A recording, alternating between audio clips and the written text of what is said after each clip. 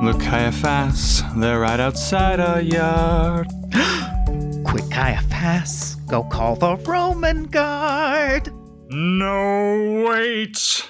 We need a more permanent solution to our problem. 2, 3, 4. What then to do about Jesus of Nazareth, miracle wonderman, hero of fools? No riots, no army, no fighting, no slogans. One thing I'll say for him, Jesus is cool. Cool. God, Yeah, that is thank you. the worst. That cool sucked. It's that was a bad cool. Well, I mean, it's just Jesus is cool. our vocal cords are not thick enough. Well, I've been taking singing lessons actually, which you can't tell from this. I guess if I wasn't sick, my throat is actually affected right now. Is my excuse? Yeah, but do you have like the deepest baritone of anyone? No, ever? but I can do lower than that without it sounding like that bag of gravel. Cool. All right. Cool. Anyway, you saved it. We'll take your cool and place it there. Hey everyone, welcome back to Into the Metaverse. Episode 4. Episode 4. Remember when the Metaverse was we were all a Twitter about it, and it was the whole core of the zeitgeist? Yeah. That was like 5 things ago. Like there's Ukraine, Uvalde, like... Whoa, gosh, that got dark. It went from video game world to I'm not comparing them. I'm just saying there's many things have come along and wiped our memories. But fuck it, we're still doing it. This was designed to be a 3-part, I think, originally. Now a 4-part miniseries where I talked to my best pal, Griffin Rowell, about the Metaverse and associated technologies. And we sort of figure out what the deal is with that, because it remains a fascinating thing happening in the background, whether or not it's the thing of the moment. And I think, speaking of the thing of the moment, as we've delved into this, it's also had to do with the crypto chain, or what's it called? The blockchain. The blockchain. That fuels cryptocurrency technologies and associated technologies, including NFTs we've discussed. And all of this shit is crashing right now, as you may have heard. Everything is just burning. This entire market's crashing and burning. So I actually think it's a really fortuitously interesting... Like, this is such a cool miniseries in terms of an artifact of an era. We've gone through arcs of culture for the past few months. And we stretched it out long enough that has happened, that now there's like been big changes.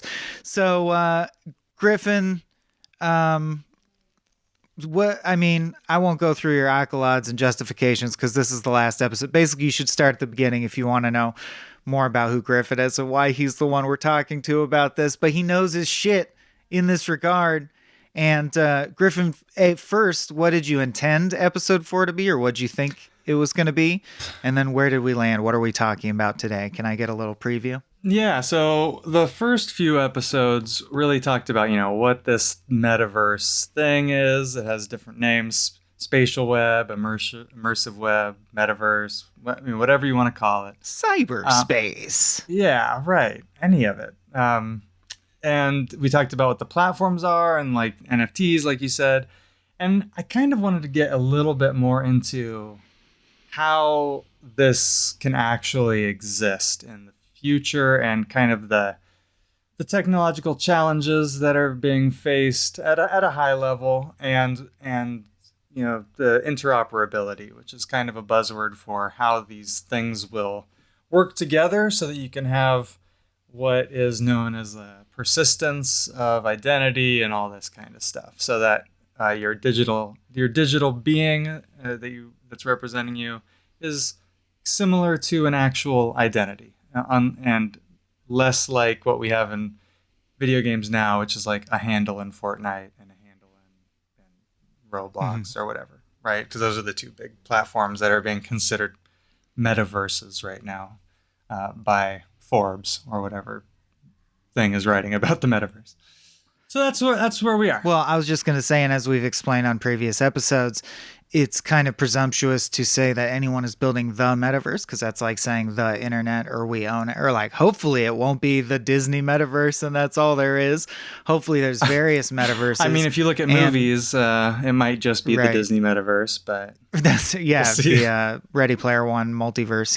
Yeah. But yeah, so the goal is, and I've heard a lot of compelling arguments about why interoperability is fundamentally at odds with certain aspects, right? And that's sort of the debunking of like, what is the metaverse actually going to be? Well, we don't know. We're figuring that out. But I think a lot of people sort of dismiss it out of hand because they hear things like, there will never be interoperability, because why would a well-balanced like From Software game like Elden Ring allow you to take the shotgun from Halo into it? That would fuck up their game. Yeah. So yeah, that's true. There probably won't be that, but that doesn't mean there won't be anything. Right. So Griffin's going to tell us more about what there might actually be. One thing that I think is important is that I think there's a conflation of the metaverse as a holistic concept with gaming. And I think gaming is definitely the foundational modality of the metaverse, let's say, because that's what we're familiar with. That's what's given rise to these game engines that can have physics simulations and things like this, right? But ultimately, what we're talking about is something that extends like pretty far beyond gaming. Like if you read Snow Crash or any of these things where these ideas came from, it's basically just life. Like, I mean, Second Life. It's also shopping.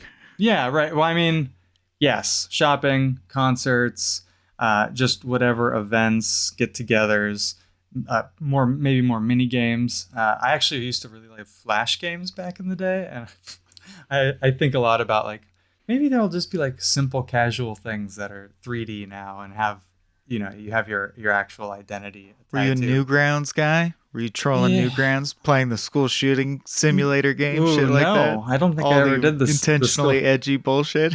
Okay, this is getting really dumb, but I actually just really love tower defense games. But yeah, super into tower defense games. I'm glad I don't play that anymore. But yeah, so wear that proudly. Mm-hmm. So yeah, like Fortnite, yes, probably is never going to interoperate with Roblox or some other game that's well balanced and designed to be self-contained, right? But if the identity behind the Fortnite account also has identities tied to these other accounts, and in addition to game assets, there are other things like their avatars and whatever, NFTs, for example, of various artworks or trinkets or doodads or clothes that don't have utility in a game. A lot of these games will still probably prohibit that, like Fortnite, for example, in particular, because they're making all of their money on selling hats. But I can also imagine that an entire genre of gaming will develop that's specifically for these kinds of identities, right? Like, I don't know if you've heard of VR chat, but VR chat is like this crazy chaos. It's basically the internet, right. The internet run wild in 3D, right? And it's just a bunch of madness. And it's kind of built on the foundation of just do whatever you want. And as these identities become more persistent, I have to get rid of this picture of you with your face. Michael sent me a picture of his face swollen up like he got stung by 1,000 bees. It's very distracting.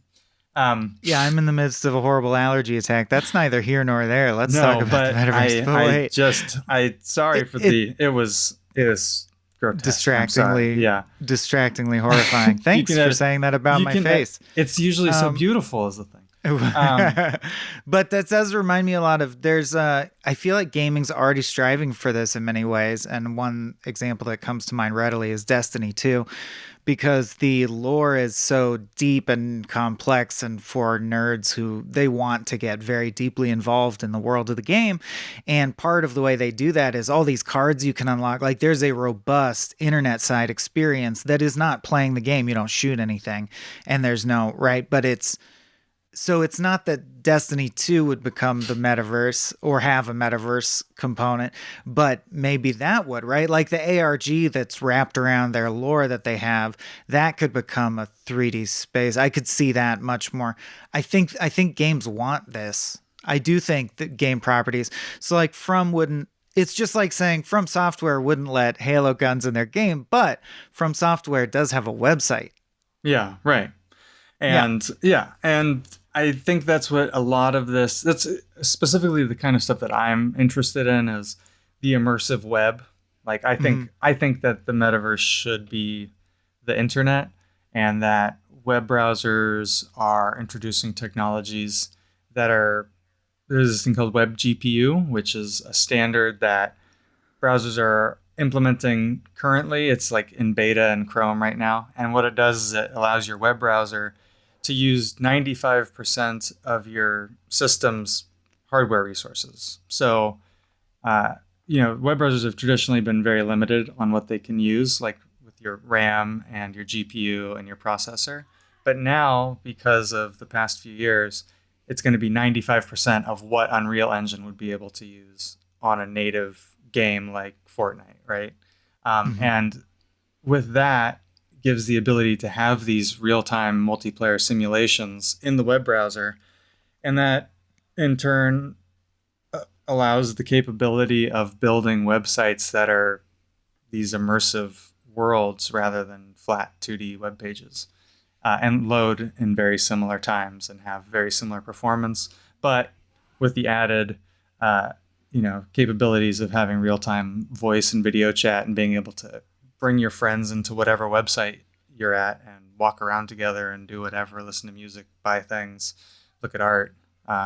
It's really endless potential, and everyone keeps talking about we don't know what the metaverse is going to be, but I mean, just imagine the things that exist now on both gaming Mhm. and the internet, and then spatialize it, make it 3D. And I don't think it's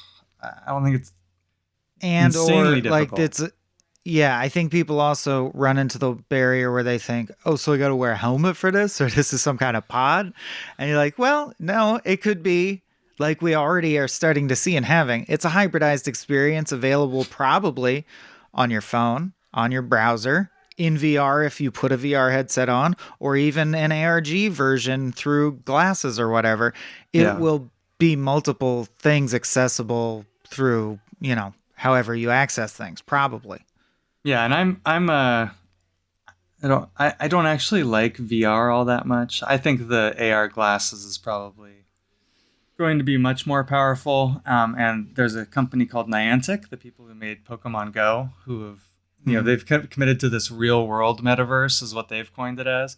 Basically, it's an augmented reality overlay of the world, and they bought this company called Eighth Wall, which makes augmented reality experiences. Like that's their software. They help people do that. And Mhm. they've combined and they've actually introduced payment schemes like pay per view, so that if I go to like a restaurant and an artist puts something on the wall in augmented reality, I can view that experience, and they're like facilitating payments to these creators and stuff already. So I think that's one of the kind of the coolest things is our world may, have you ever heard like birds can see ultraviolet, and they see, they see Mhm. this world of color that we can't see as humans. Helps them navigate to the flowers that have the best pollen and shit, right? Right. Yeah, and I Nectar. kind of see the future as that the world will have this digital side to it Overlay. that you have to have these glasses to see, obviously, right? Or contact lenses. If you look at Mojo Vision, they just did the first test of augmented reality contact lenses.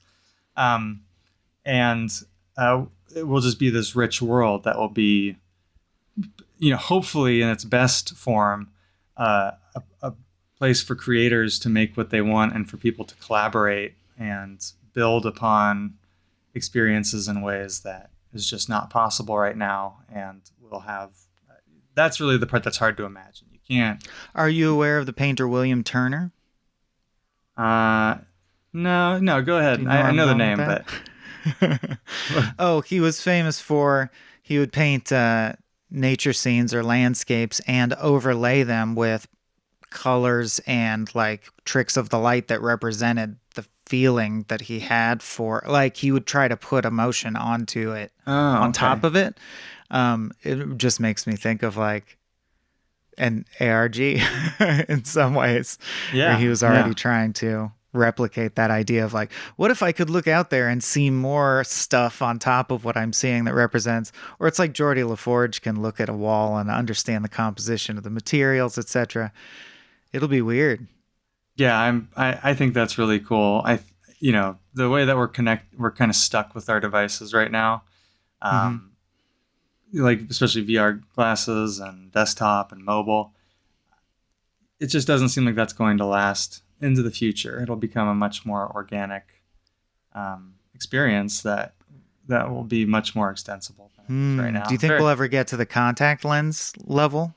yeah, no, Feels no, like a that's what. deal. So look up Yeah. Mojo Vision. I think it's only green. It's like you remember the old green or amber Hmm. monitors? I think it's only green right now. It's a But virtual boy. You can play yeah, right. a Virtual Wario voice World on it. Yeah. monochromatic. And they did the first. It was I think their CEO was the one who tested it, but it was the first human worn augmented reality lens, contact lens. Ooh. So And he played yeah, a Tower D Flash game that's right. That's right. with his Yeah, mind. yeah. Somehow he found a flash site and he played it. But yeah, there are a lot of obstacles to get there, and just kind of going back to the interoperability part. There's you have to have portability and interoperability, and for that, the people inside this system, this platform, the metaverse, whatever you want to call it, they Mhm. have to have an identity, and with that identity comes their representations, the avatars, their possessions, inventory, the content within the worlds, and how they work together, social networking, and traversal. So the way that you actually move beyond between the worlds. And a Right. lot of this stuff is kind of solved. Well, actually, only two of those things are solved within the 2D internet, but they're difficult in the 3D internet, and we can get into that a little bit later. I just wanted to go through this list because each one is kind of its own topic. Go, man, go. Yeah, identity is kind of the nerdiest part of this whole thing, Mhm. and also maybe the most important. And it's an interesting footnote of the internet that universal decentralized identity was almost a possibility in the beginning of like the social networking days.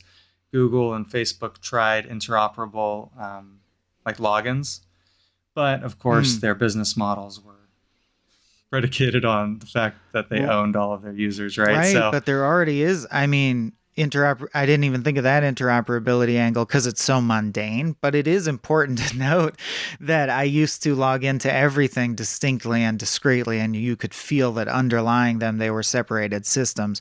Now there's so many sites where they go, or you're Google, right? And I go, yeah, I am Google. And they go, yeah, that's fine too. We'll take that. You can just come in. yeah, That's, and yeah, it's beginning. well, no, no. So that was a misstep. That was that was the Oh, you're against that? I so that is like OAuth kind of stuff, and what Mm-hmm. what that means is that one platform controls the identities of the people like that use those platforms, and then extends to other platforms, right? Right. And what the Ah, it's not internet true interoperability. It's monopolization. Okay. Right, right. And so the internet's built on open standards. That's why we can have things like HTTP and TCP/IP and all this kind of stuff, right? These are standards that everyone has access to and is a level playing field. And there are these things called so actually before I talk about this next thing, uh, Web3, the crypto space, has kind of started down this road with wallets, right? Like MetaMask is your identity. It contains all of your NFTs. It has your crypto tokens in it. That's what it is, a proxy for your identity. Um, Unfortunately, those are not open standards, and MetaMask is still using one blockchain, which while mainly Ethereum, and while that's widely adopted, it's not really ubiquitous. The Ethereum blockchain is still its own closed ecosystem, basically, right? A lot of people are working on making these tokens fluidly exchangeable, so you don't have to have such barriers. But ultimately, an open standard would be something that is just a specification, and every developer would be able to handle things agnostically of any service or property or brand or anything like that. So while MetaMask is widely adopted, MetaMask still has to be incorporated into whatever platform is using MetaMask as identity, right?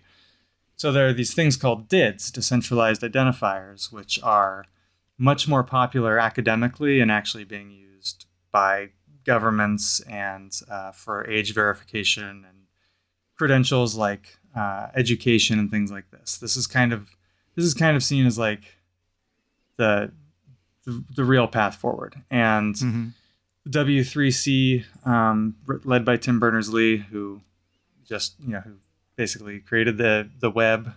I think last week there was He created the web last week. Oh, no, okay, go ahead. No, he created the web, and last week he made the decision, which I don't know if you know this, but the internet is basically controlled by Tim Berners-Lee, and it's like a benevolent dictatorship, and all the standards like kind of go through him, and he either says yay or nay to making things a part of the internet.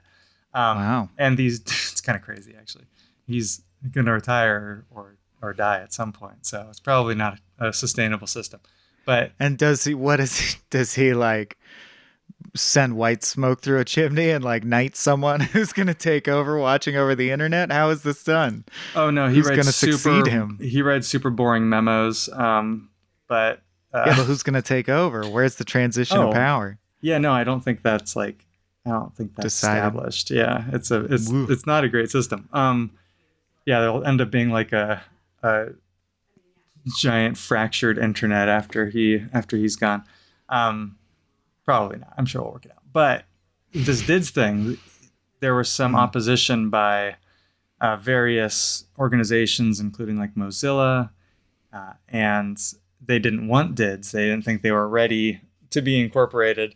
And Tim Berners-Lee basically said, no, DIDs are the path forward. There are some technological barriers here still, but this is how we're going to do it. And so people like Google and Mozilla and Apple will be looking at these DIDs standards for incorporation directly into the web browser. So instead of having a MetaMask that you have to connect to your browser and then every website has to incorporate it, the web browsers themselves will contain the identities of the people using them. And this doesn't mean that they will actually control the identities like Google does now. DIDs are, they can be cryptographically protected and decentralized so that each individual user owns their identity. And this allows for controls on information so that if you tell Google you are okay with them using your information for maps, they can do that, but it's not inherently controlled by Google because you're using their services all the time. And so this will be very complicated for the companies and all these surveillance capital business models, but I'm sure they'll adapt to it. But this is kind of the basis of identity in the metaverse. Is this decentralized? This stuff is very interesting to me, but it's just I'm having a weird out of body experience of how little this is like anything else we cover on this network. Okay, well, this is very interesting. Would you like to move on to physics bones and furries? This sounds, there you go. Okay, so the avatars. If you can involve Kubrick or Wes Anderson somehow, that'd be bonus. Wes Anderson. I don't. Let's see here. No. Just make it twee as we go. Okay. Make it cute. Sorry that got too nerdy. So the avatars, you got your identity, and then we've seen kind of with the NFT stuff that these PFPs, all the pictures that you put on Twitter and all this are your avatars. Yeah. And then metaverse, everything's 3D, so you'll have like a game avatar that will have different movements and everything based on whatever aesthetic you like and whatever property you like, potentially NFTs, potentially maybe just from an artist. It doesn't have to be an NFT. And through DIDs, you can do all this kind of different stuff. It doesn't have to be tied to one blockchain. Okay. How would you respond to, so I think one of the aspects of doing this amidst a huge crash is, or like if people seen, I'm sure, I mean, it's highly saturated by this point. I know you've seen it because we've discussed in the interim, this hugely popular video Line Goes Up where that sort of breaks down. So I think in the forefront of a lot of people's minds are the criticisms against. So I'm going to bring them up as we go because I'm also really interested in your responses. What would you say to the idea that so like everyone's getting hacked constantly and all my apes are gone? You know what I mean? Like, will it ever be secure enough? Is that a real hurdle? Like, what's with the seeming inability to, we keep talking about the promise of, so it's totally anonymous because it's cryptographied and therefore everyone's safe and decentralized. It sure seems like everyone's not safe and everyone keeps losing their apes or what have you. So the way that, so I sold an NFT recently, like a pretty expensive NFT.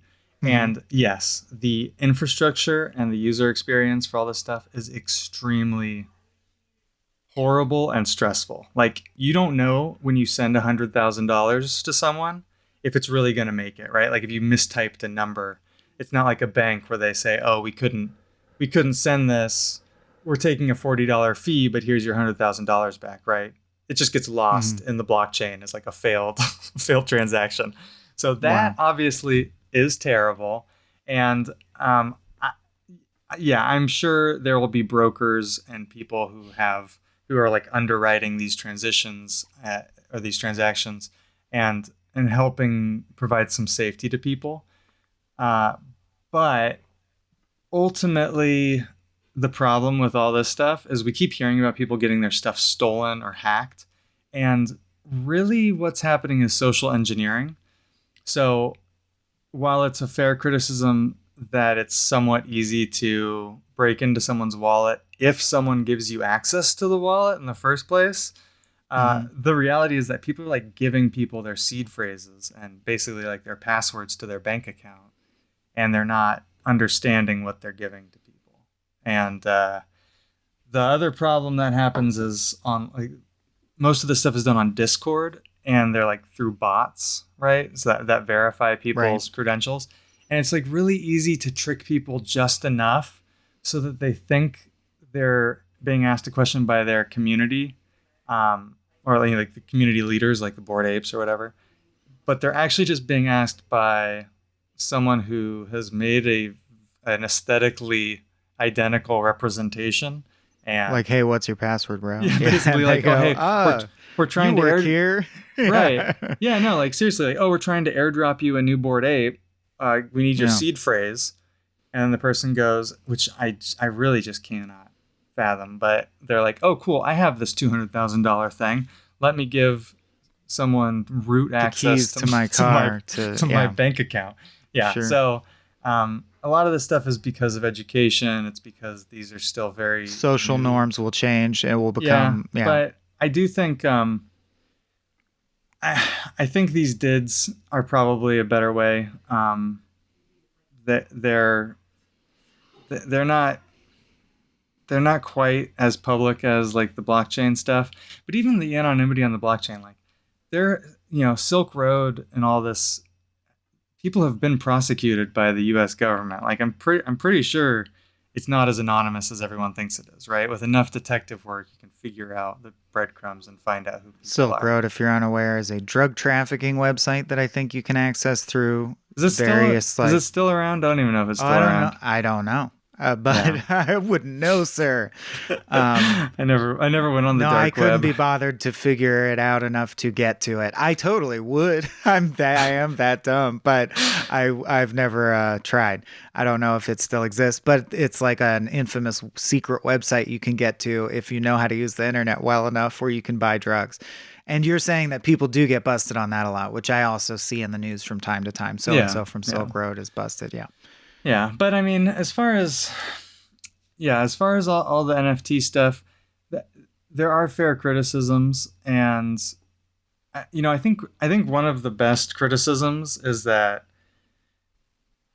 they're not really, it's kind of everything is seen as open, but they're really not open. A single chain is kind of its own walled garden, right? A lot of the Web3 stuff talks about being decentralized, and we're going to break down all of these barriers that big tech has put up for us. But really, if Mm-hmm. you think about it, like Ethereum is its own platform, it's its own self contained economy.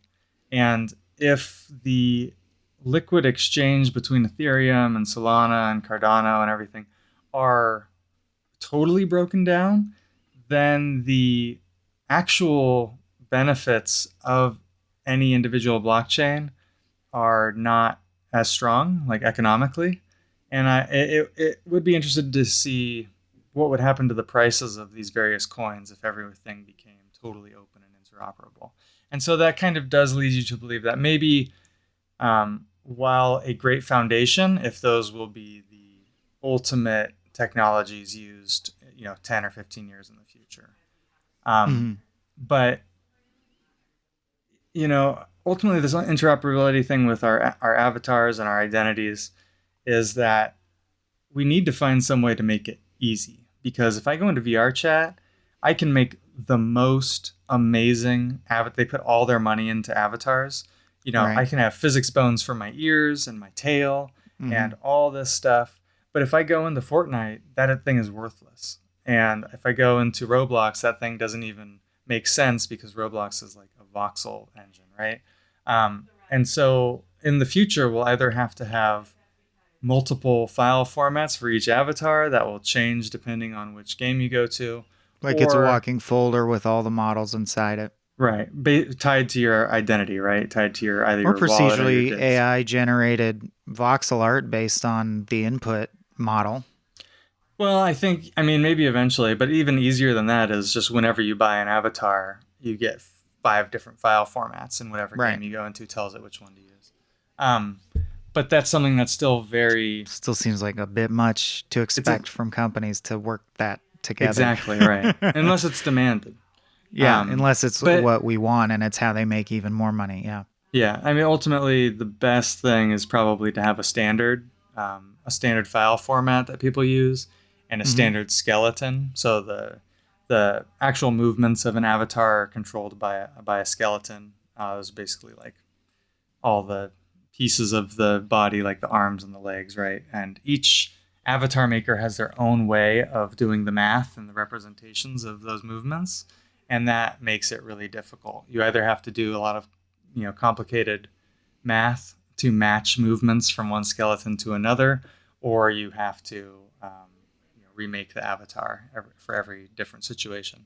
And so that is a technical challenge that is, it's one of these hurdles to interoperability, Mm-hmm. and how that'll shake out. No one knows. Maybe someone will just come up with a really nice set of open source algorithms that will retarget all the skeletons to each other, and people can still freely create the way that they want to. Or maybe someone will make a file format that Google and Microsoft adopt, and then and Meta adopt, and everyone else will adopt it in turn. So we'll see probably over the next few years how that shakes out.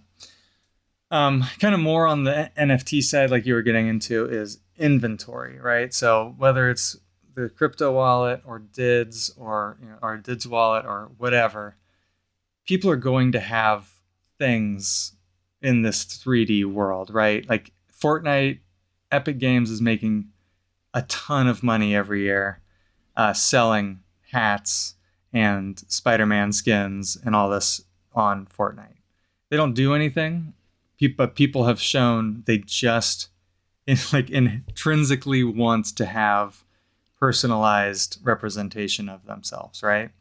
Well, there's And a whole, gosh, I highly recommend this documentary, The Century of Self. Yeah, that's one of the hallmarks of the whole modern era is this decision that we spend money in order to individualize ourselves and express our individual personalities. And it's gotten so ingrained in us that like Among Us, that game Among Us, they make mhm, so much money on hats that you pay $1.25 to just get something that someone doodled on like a sticky note. Like if you've seen the Among Us graphics, it is nothing. But Yeah, yeah, yeah. I'm all for it. I love cosmetics. And then the other thing about Fortnite that's been interesting on this series is that they're kind of pushing the forefront of live events, right? Live virtual events. Oh, right. Yeah. So that's kind of what I think why Fortnite is being given so much credit as like the people actually making the metaverse, because they start. I mean, and I have to give them a ton of credit. Fortnite is a super popular game. People love it. But when you look at younger players who are sick of Facebook and sick of all these platforms with their parents like spying on them and having their data stolen and all this stuff, they're just Mm-hmm. hanging out in Fortnite too. And so it's becoming this incredible social network by itself, and it Uh-huh. allows for things like concerts and I'm sure, commerce and all this. The problem with Fortnite, as I see it, is the barrier to entry is huge. It can never be the internet. Like if I have to download an Unreal Engine game that's multiple gigabytes and it has to update all the time, Through a and particular game store that you have to get that right, app first. Yeah. Make an account. only people who are dedicated to that People experience who are are going to into do it. that. People who are like, Right. I really want to play Fortnite. I'm a video Right. gamer, but not your Yeah. average schmo. Yeah. Yeah. And so for this to work, like for this to actually be what it's supposed to be, it's got to be something that like mom can use, right? Like this is how you're going to buy clothes for your kids in the future, if that's if we want to take it to its logical Mm-hmm. conclusion. And so the inventory is very important for that, because the personalization mixed with the diversity of experiences means that we need some way so that when you go somewhere, um, you can take that with you. Like imagine if you went into a store and you bought a shirt, and then as soon as you left the store, your shirt disappeared from your body, and you were like naked from the waist up because you weren't allowed to leave the store with it. That would be a pretty limited experience, and the That's my utility. kink, dude. Yeah, well, I mean, hey, that's what works for you. But in the internet, we don't have that right now because we have no representation of ourselves. As soon as Gift these cards are that, or like Disney bucks. So we will accept it in some context. I'm just saying humans can Yeah. be made to accept that scenario. That's true for Disney bucks. But if I had to leave my Mickey Mouse stuffed animal when I left Disneyland, I'd be pretty pissed, right? You want the merch. You want your actual shit. Yeah. Yeah. And so once avatars become, once we have the avatars, the personalization of those avatars will depend on companies, if not liking having to let people move between worlds with their stuff, tolerating it. Because the ones that don't will probably just face market pressures and like not be able to retain users, because people will be like, well, this is lame. I have to spend a bunch of money just to have a Fortnite skin, but Fortnite's not letting me take my skin anywhere else, and I can't bring any of my other stuff in here. So like this is too isolated of an experience for me now, and I don't really want to deal with it. On the other hand, if there's a gun that works in Fortnite, I think it's very reasonable to say like, oh yeah, I can't use that gun in Skyrim because it wouldn't make any sense in the situation. And we'll see how. It's very difficult to predict that. That's going to be totally like emergent behavior for people. Yeah. I question whether it's even technologically feasible to work at that level, but it doesn't have to be for these technologies to continue to weave themselves into our lives in some way. I just don't think the thing that it's going to be is taking video game items into other games. I don't think it'll ever be that. Not unless the games are specifically Why designed would we for want that. Well, maybe For okay. chaos. Look You're at saying VR chat, in man. in addition to all the games that currently exist that are closed off system, maybe there will be a new kind of game also. I just don't believe it will supplant all other forms of, like in gaming. It's interesting. There's often cries that multiplayer is all there is and single player is dead. But then every year there's like Horizon Zero Dawn and Elden Ring and God of War, and you know what I mean. Yeah. No, We just I add stuff. We add product right. tiers. We don't remove product tiers. Right. All Yeah. But right. I So do. maybe, yeah. So maybe there's interoperable games as a whole genre that I mean, comes. doesn't I that sound could see kind that. of fun to be like I in a guess. game, in I like a don't like Western multiplayer game? games. Yeah, that's true. Yeah, but I think it sounds kind of crazy. I mean, look, if you go into VR chat, it is hmm fun. It's also like kind of messes with your concept of humanity and like where we're going as a species, hmm but it's fun. I don't know how much time you spend in VR chat. Very little. It's As very little as wild. possible. All It's right. wild. I believe you. Everyone go on the VR chat subreddit. Okay. Just a word of advice, but don't actually do that. Well, wait. All right. Which is it? Well, it depends. I'll let you decide. I'll let you decide, but be warned. Be warned. Fairly warned be ye, says I. Yeah. So the extension of this is also that we'll have spaces in this virtual world, right? If we have physical representations of websites, our social media might be a home space that then contains all of these different items that we have. That could be public or private. We can invite our friends over. Michael and I haven't lived near each other very much in the past many decades, and it would be great if we could have just like a common space that we could just knock on the door of and hang out without a lot of coordination. Oh, I So play like tabletop simulator with people all the time. Also, yeah. what's Tabletop Simulator? Oh, it's a VR game that simulates any board game Oh, that sounds great. with chat, voice chat. So you just voice chat and play board games. Yeah. Oh, Yeah, it's that fun. sounds cool. It's good We stuff. should do You that. should join us. Yeah. Well, Yeah. the Well. children, Yeah, slap little helmets on them. We'll get them in. Oh We'll no! deal them in. Oh my God! No, I put my Quest on Ashton, and hmm I did it for like 5 seconds, and I took it off, and he was like a little heroin addict. It was not. Oh. They will not touch the VR for years and years. Oh, wow. Because it's too powerful. They want it too much. Yeah. He put it on, and I took it off, and he's like, "I want to put it back. Wow. Put it Interesting. back on my head now."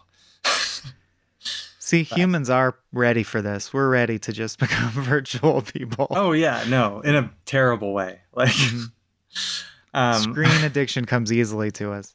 yeah, it's well. I mean, do you do VR very often? Yeah, fair bit. It tricks you very quickly. It's Yeah, almost it's scary. surprising how little your brain needs to think, wow, this is pretty real. Even though Yeah. it's objectively not, there's a bunch of clues, like you can still hear your real surroundings. But your brain is like pretty tricked, more than you'd think. Yeah, it's Yeah, it works well. my favorite is this is like pretty cliched, but walkabout golf, man. Just like the most pleasant experience. No, Mini for me, golf. it's Lone Echo floating in space. Oh, Lone Looking Echo around is in so space. good. Yeah. Oh, Lone Echo is good. The first time I like launched off of a couple of those like bars on Lone Echo, I was like, oh man, this is life changing. Yep. I am now in zero gravity, even though I'm clearly standing on the floor right now. Yeah, So that's our where we'll monkey hang brains, are not ready for this sort of conflict.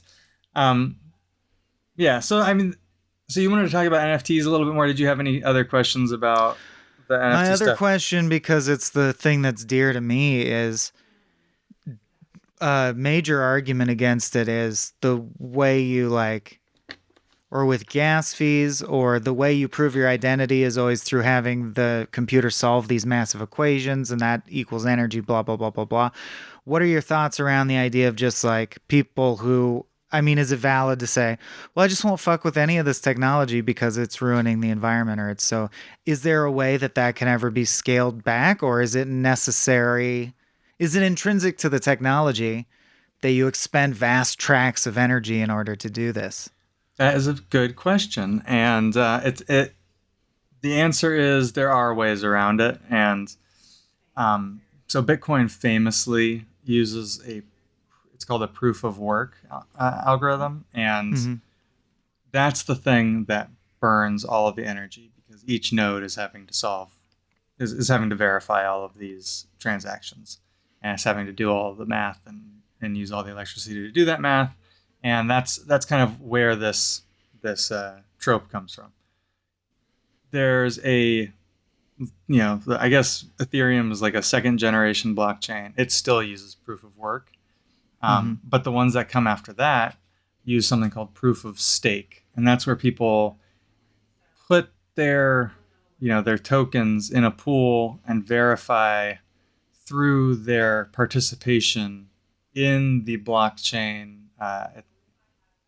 that these transactions are valid, and that uses far less energy. So those are seen as it's like I've seen like 98% improvement or something, and so yeah, those are going to be much less energy intensive, and even Ethereum.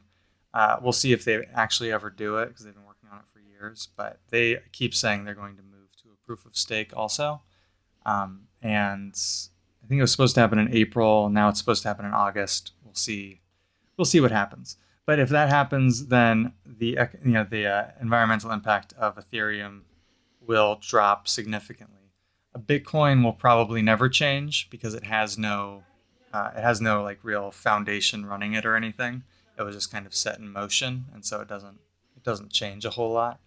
Um, so it'll be up to people whether they decide if they want to keep using Bitcoin or not. But the other ones have the chance, and actually many of them already do reduce that impact. So like In Solana, order to, Cardano. like, it's a selling point, right? For some of Yeah, them, yeah. they want to Well, it's do just that because so that they'll get it's people honestly who are just the into that. progression of technology, right? Like proof of work stuff was the first way people figured out the blockchain, and then people figured out this proof of stake stuff, And they're and like, that's more efficient. Let's yeah, do yeah, that. it's like let's Yeah. not use all of the GPUs on Earth to mine So that crypto. we have these fucking graphics card shortages because some guy in Iowa has a fucking warehouse of Yeah, graphics cards just running.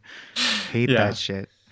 yeah. I've heard stories of people like having shipping containers, and they'll just like move them between China and Texas, States, depending on yeah. what regulations are in vogue in those areas. Like So that would be ridiculous. my last question then is because we're seeing this huge crash, obviously, of so many of these. And there's the theory, the popular theory that's been forwarded is that like all these NFT guys, whales, right, were pooled their money and got what's his name to do a Super Bowl commercial for crypto so that enough liquid funds from new marks would come in so they could liquidate, and that's what precipitated the crash is all the whales who are just in it for a quick buck getting out and going, all right, that's enough crypto, I made my killing, I want the money, I'm liquidating now. What's your take on all that? Does that seem like a valid take to you? It's not Mark Wahlberg. Who the fuck was it in the crypto commercial? I don't Um, know. I it's don't. Goodwill I don't. Hunting, Matt Damon. Oh, Matt Damon did a And crypto commercial. I didn't even know yeah, that. yeah, yeah, fortune favors the brave. First of all, it's fortune favors the bold. That really bothered me.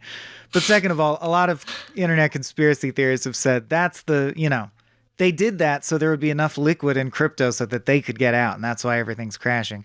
My question is more general than that. It's just, I think a lot of people who hate crypto slash NFTs slash the metaverse has less stink on it, but they're all sort of related technologies. I see a lot of people on the internet who are like, well, that's that fad over and done. Where do you land on those ends? Because I don't actually believe that. I think there are reasons behind the crash, and yet also that it's true that these technologies are not going away. What Yeah. do you think? Before I even answer the question, just like a piece of outlook for how I see the world, at least, is like never attribute to malice what can be explained by incompetence. Hmm.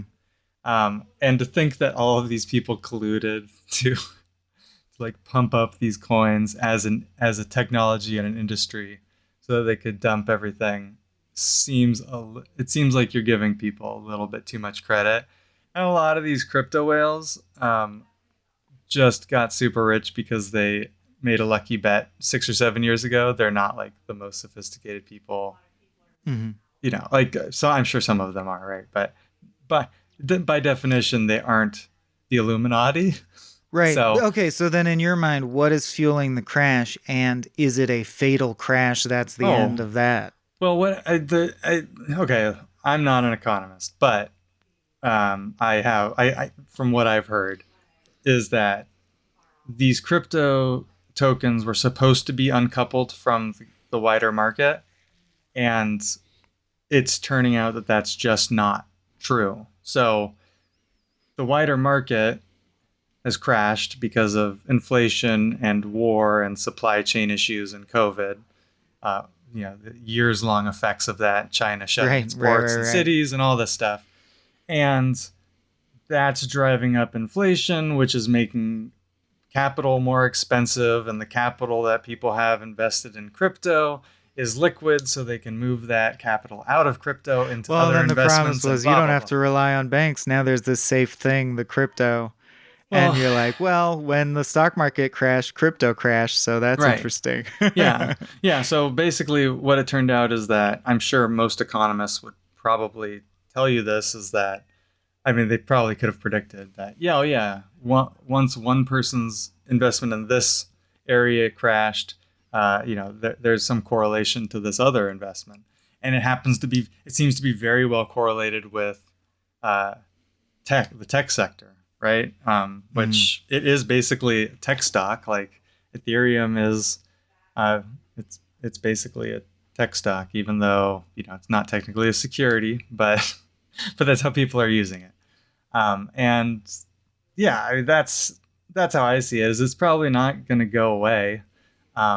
Maybe this will be good in the long run that it corrected and people can stop treating it like the lottery and A start get treating rich it, quick scheme. Yeah. yeah, treat it more for utility that it might have. And the next generation of people building on it will hopefully learn some lessons and not try to scam people, and it'll become more sustainable. I mean, the same thing happened in the early internet, right? Like the dot-com bubble was, I mean, do you remember some of the businesses that came of it? It was like, Pets.com and whatnot. Yeah. yeah, Well, pets.com, all that's this what I was stuff. thinking was, that's why I don't think it has the smack of any technology where there's a period where it's laughable clown world and everyone's just fucking wild westing shit. And then there's second wave and third wave, right? And then you find out who actually the dust settles, and then there's serious people who are gonna make the real money over the long term.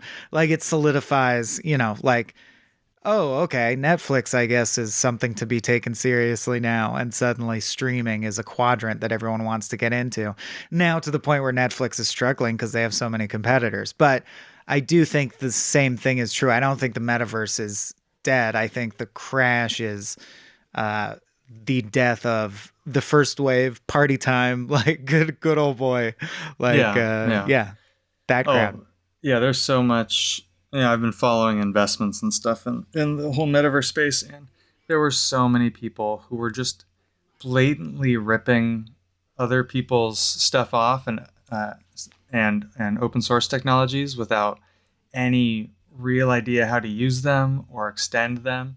And people are getting like $7-8 million seed rounds with nothing, with like literally copies of other people's work, and the investors didn't even bother to like do due diligence. Right. It was just like so much of a feeding frenzy, and now everyone's paying for it. Now everything's all dried up. Yeah. Yeah. But so the next part of this, we can move on from the inventory stuff, is the actual content. And this, I'll try to keep it high level because this is like the identity where it gets real nerdy, real fast. Mhm. But, in a video game, you have professional game designers and developers building these worlds in sophisticated pipelines through major corporations, right? Like Rockstar and Blizzard, they all have their own processes. And in this future environment, it's very attractive that this would be easier for a creator economy for many people to participate in, like we have Squarespace or Webflow now, right? You want everyone to be able to make their own website. And what that requires is a standardization of different file formats for 3D models specifically. And right now, that's not standardized, and there are 5 or 6 major formats that all have some low level differences. And there are a couple groups. There's the Kronos group that is working on this thing called GLTF, and that's probably hopefully that will be the standard format. But this will have to be done across the board for lots of different things. Just like we have JPEGs now, and MP3s and MP4s, the same thing will have to happen with this, like these spatial assets, 3D assets. And it's just super difficult. Creating this content is still costly. It's still a very specialized skill. Just like when Photoshop came out, that was. I was going to say, we also have TIFFs and PNGs and PSDs. Like, is there a chance there will be multiple and we'll have to just deal with multiple? So, yeah, I'm sure there will always be multiple, but like the USD format that I think Pixar created and then open sourced, and GLTF seem to be the most widely adopted I got now. You say TIFFs and PSDs and everything. Like most of those are not used on the web. You basically use like PNGs and SVGs, and they all serve nuanced, slightly different functions, which I understand. But right. So there will be that. I guess I just wonder if you can ever get down to one, because there's something about human nature. We usually have two, Coke and Pepsi. Like they're usually, I don't know. There's usually a competitor angle or a slot in our minds for the dominant one and the subsidiary one. So that's the idea between the standards bodies, is not that so there's not a competition. No one's profiting off of these file formats. Especially like now USD is open source now, so especially something like that. And the standards bodies are there for the major players to say, we're throwing our weight behind this together. And that means that all the small players who want to make, basically it comes down to the people who want to make a profit off. You want to play ball? You gotta. Yeah. If you want to play ball, you gotta make GLTFs. Okay. So that's just how you're going to do it. And that will make it so that it's at least accessible for people to know how to make things. And I think it'll be a lot like graphic design, where right now, I mean, like how many 3D modelers do you know? You can download Blender. It's open source. It's still a very niche skill. Whereas people have MS Paint and can do some pretty cool stuff on MS Paint. It's pretty easy to get your hands on Photoshop or something analogous to Photoshop, and people are doing, or the ultimate evolution of that trend is like, it used to be a highly skilled thing to retouch a photo and change the brightness and contrast. Now you press the wand button on the app on your phone that's already built into the phone's camera app, and it just does it. I mean, that's right. That's what you want, is that level of something that used to be a whole deal. Now it's nothing. You just do. You're right. Yeah. Yeah. I like, it'd be awesome if you could draw a stick figure and then use like if you've seen like the Dolly 2 or whatever. Right. Yeah. And say, make it a pirate guy. Yeah, make it a pirate. It goes, okay. And it gives you a 3D model of a pirate. And you're like, yeah, I'm going to put this. And you just adjust the skeleton slightly and you're off, good to go. Yeah. So, I mean, that's what we need, because people will want to create, but a lot of these skills are just still super technical. And that's what the standards are there for. It's just another hurdle, just something to keep in mind. We don't have to go any deeper than that, but sure.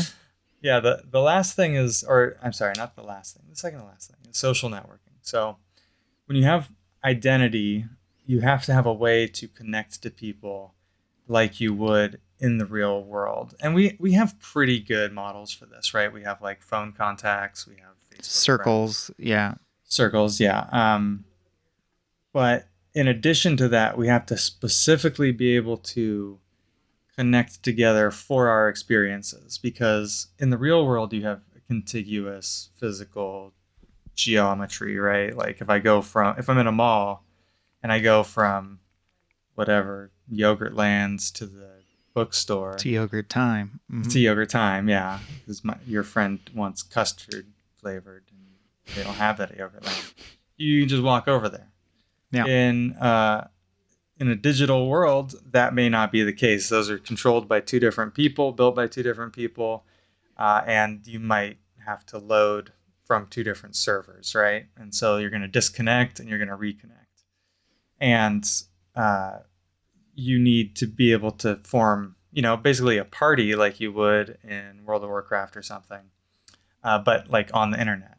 So it persists from room to room so that your friends come with you when you go over there. Gotcha. Right. So using the identity system we talked about earlier with DIDs and these kinds of things, you can theoretically do that. The more difficult thing, unless people adopt these DIDs, like an actual open standard, is that if the two experiences are built on different platforms, then it becomes, that's difficult. Like if I use Decentraland or something, Decentraland can easily say, oh, you're on a party together, we'll just teleport you together. But if I'm on Decentraland and then I go to the Sandbox or something, or shop at Walmart or whatever, or shop at walmart.com, yeah, then that is going to break down really quickly the way that we have it set up right now. Mm-hmm. And so just, this kind of echoes back that identity thing is like basically the most foundational part of all. Well, it's like the combination of the two. It's the interoperability of your identity. Yeah, right. Yeah, you have to have the identity, and then everyone's got to agree on how to use it and allow you to connect together and persist together and basically recreate the real world through these different models. And then speaking of that, the last thing is traversal. And what traversal means is basically how you move from space to space. In a lot of these things like VR chat and a lot of the platforms that exist now, like on Cyber and these. Like, can you fly? Can you clip through walls if you want? What are the universal rules? The portals from place to place. Oh, okay. So if I'm on Walmart.com and I want to go to Target.com, right now we use a hyperlink, right? What does a hyperlink look like when you're in 3D? I'm gonna guess a door. So here's the thing though.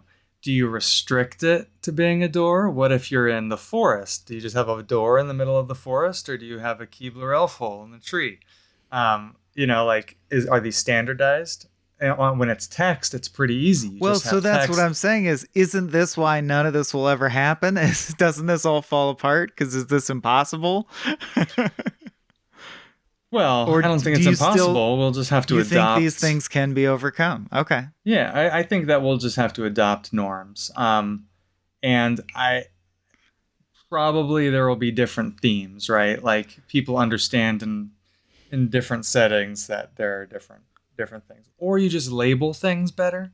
Like maybe the most hardcore don't want to break the illusion, so it literally is just a door.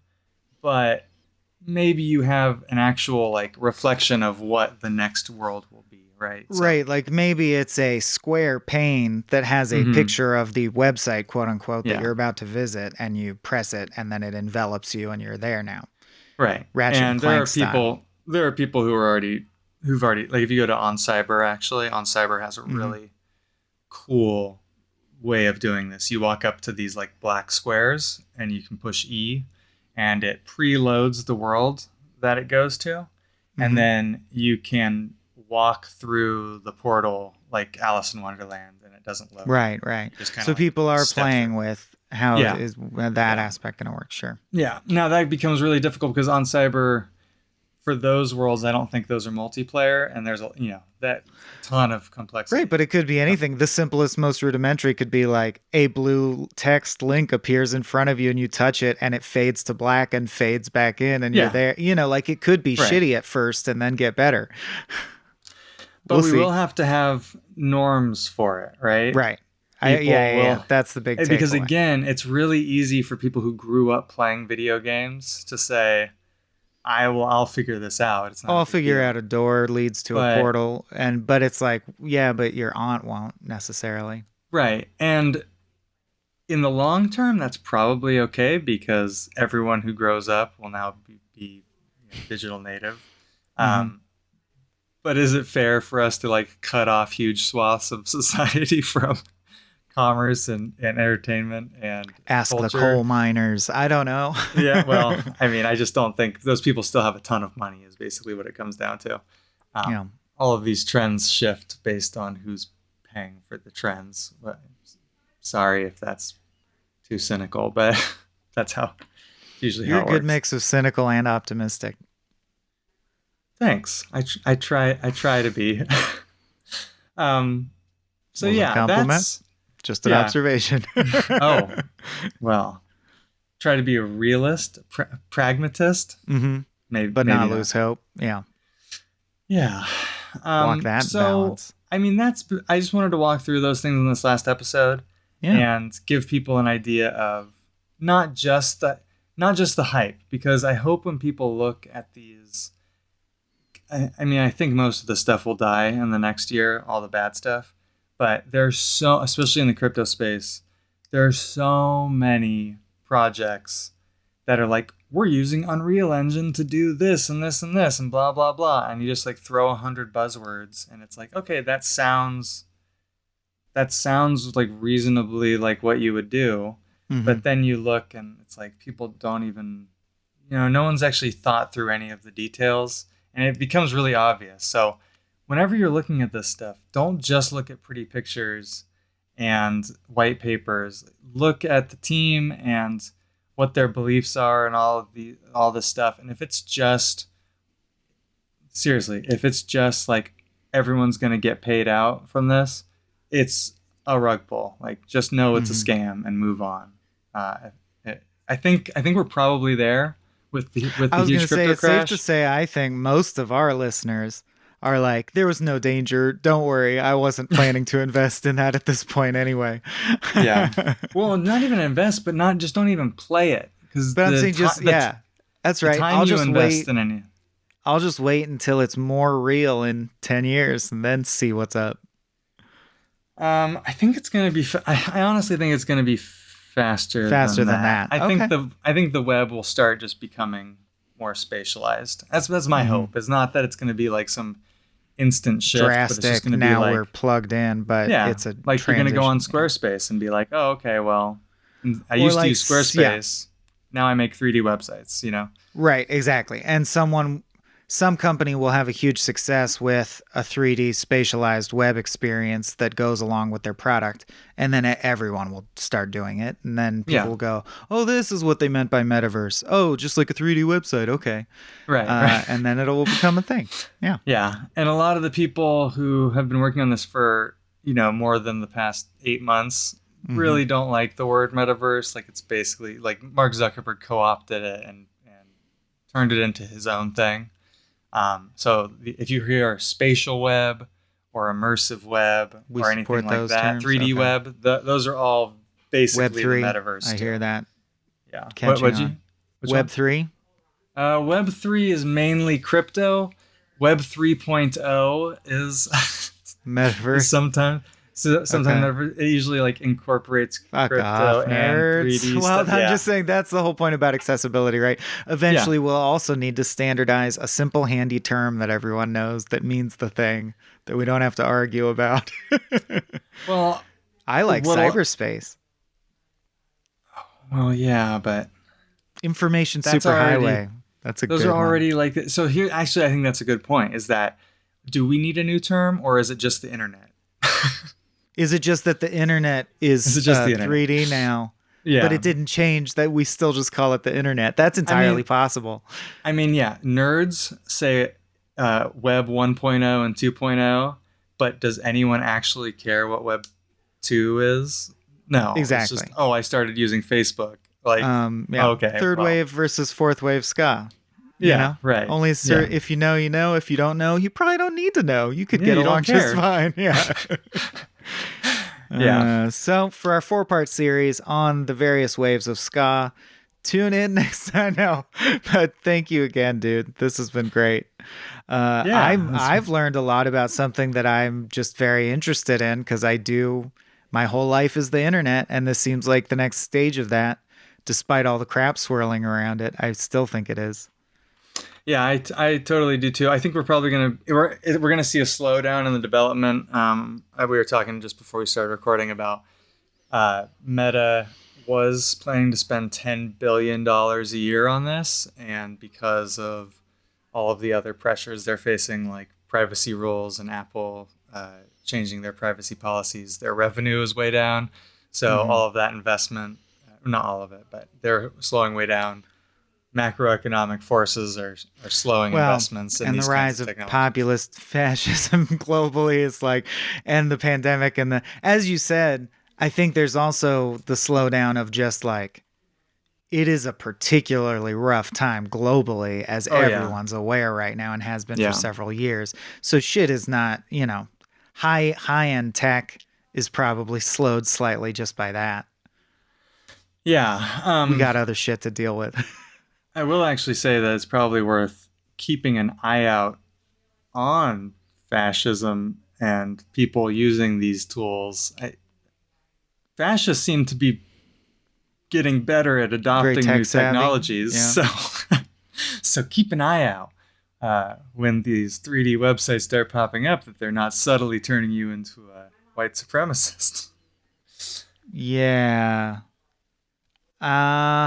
I'm hopeful that it's the last ragged gasp of a dying ideology, but it absolutely is. That's demographically, there's no way that it can survive in the next even 10 years.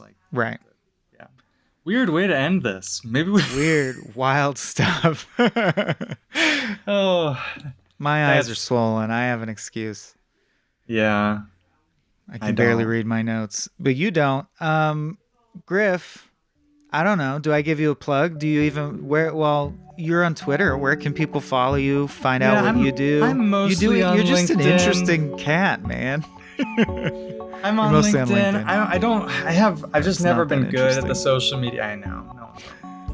No. But so I have been working on these technologies with a group called Ethereal Engine, and we're really focusing on that kind of Squarespace WordPress model to get 3D websites going. So you can check it out, etherealengine.com. It's an open source platform that we're productizing, and we'd love people to use it and tell us what's good and what's bad so we can make it better. Check it out, etherealengine.com, and we're gonna have you on soon for a frame rate. Yeah. Now that everyone knows Greasy strangling. Everyone knows. That's right. I want to showcase the two wildly different sides of Griffin Rowell. So we've had Scientist Griffin breaking down the metaverse and associated technologies, and now we're going to talk the Greasy Strangler. And that'll be a very different experience. So stay tuned for that. Please send your love and Small Beans welcomes to Griffin. He's going to become a recurring being, I think. I would love that. Yeah. All right, dude. Beaning. I think we're done. All right. We've got to at least finish Jesus Christ Superstar, so we'll figure something out. This has been a Small Beans endeavor. We're a bunch of pals who make podcasts, sketches, music, web series, and movies. The Beans always have new ideas percolating, so make sure to check us out at patreon.com/smallbeans. That's patreon.com/smallbeans, where you can browse all of our current and past content, see what we've got planned in the future, and learn how your support can help the Small Beans grow into huge, giant monster beans. If you enjoyed this content module, please like, rate, subscribe, or tell a friend about us. We love you!